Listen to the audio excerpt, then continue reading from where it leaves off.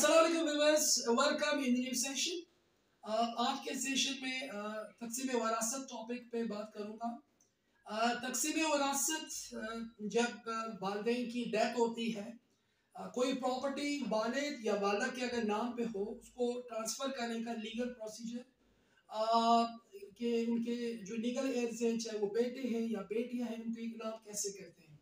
Sometimes problem क्या होती है, मुश्तरका प्रॉपर्टी है, भाई बहनों को हिस्सा नहीं देते हैं, ट्रांसफ़र करने से इनकारी होते हैं, या बाज़ औक़ात भाइयों में इस बाबत कोई इशू प्रॉब्लम रहती है।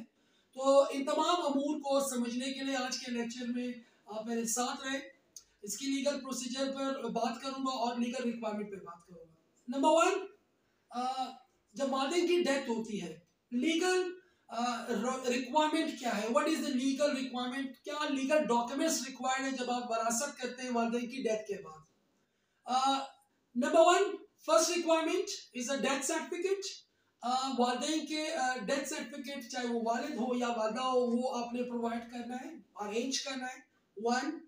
नंबर सेकंड, आपने एफआरसी प्रोवाइड करनी है। FRC basically family detail certificate है, जिसमें हम आमतौर पे कहते हैं फैमिली रजिस्ट्रेशन सर्टिफिकेट। तमाम फैमिली की उसमें डिटेल होना होती है, वो आपने प्रोवाइड करना है। नंबर थर्ड,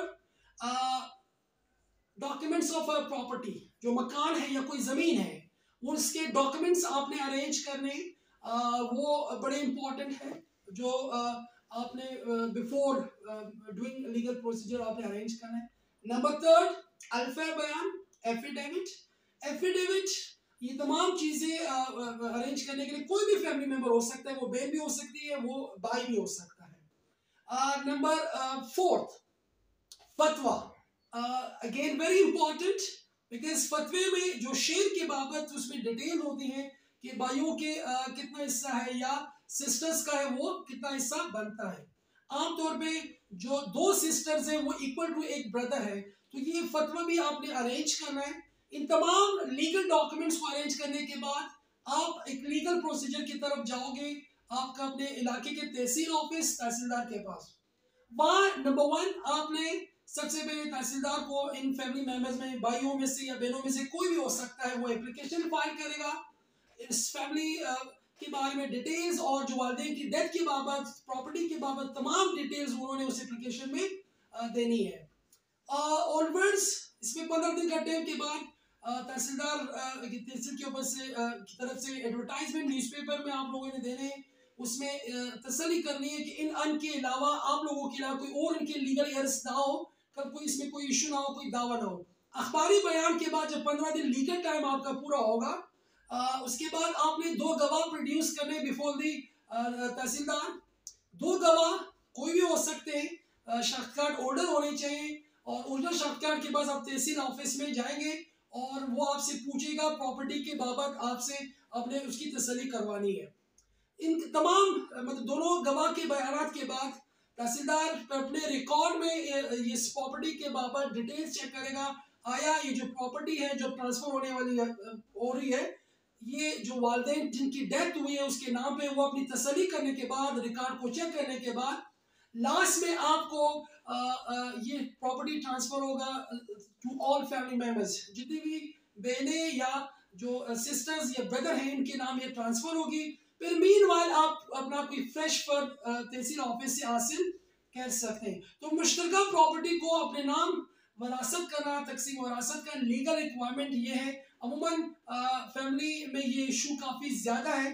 समटाइम्स अब कोई मुश्तरका प्रॉपर्टी को बेचने का फिर तरीकाकार क्या होगा, किस तरह आप इसको बेच सकते हैं। मुश्तरका प्रॉपर्टी बेचने के लिए सबसे पहले आप लोगों का सबका कंसर्न होना लाजमी है, रजामंद होना लाजमी है। अगर कोई फैमिली मेंबर इस बाबत राजी नहीं होता तो वो उनके लिए फिर बेचना इशू होगा। पहले आपने उसको राजी करना होता है, अपनी तकसीम करनी होती है, फिर जाके वो होगा। अदरवाइज अगर रजामंदी नहीं होती बेचने की, फिर आपने उनके हिस्से देने, जो बेचना चाहते हैं वो अपना हिस्सा बेच दे, जो रखना चाहते हैं वो अपना हिस्सा रख सकता है। एक और लास्ट में मैं पॉइंट ऐड करना चाहूंगा, अगर बिलफर्ज बहनों या भाइयों में किसी की डेथ होती है, उसके बाद what will be the legal procedure. अगर कोई बहन या भाई इनकी डेथ होती है, तो उनके बच्चे उनके लीगल एयर्स होंगे।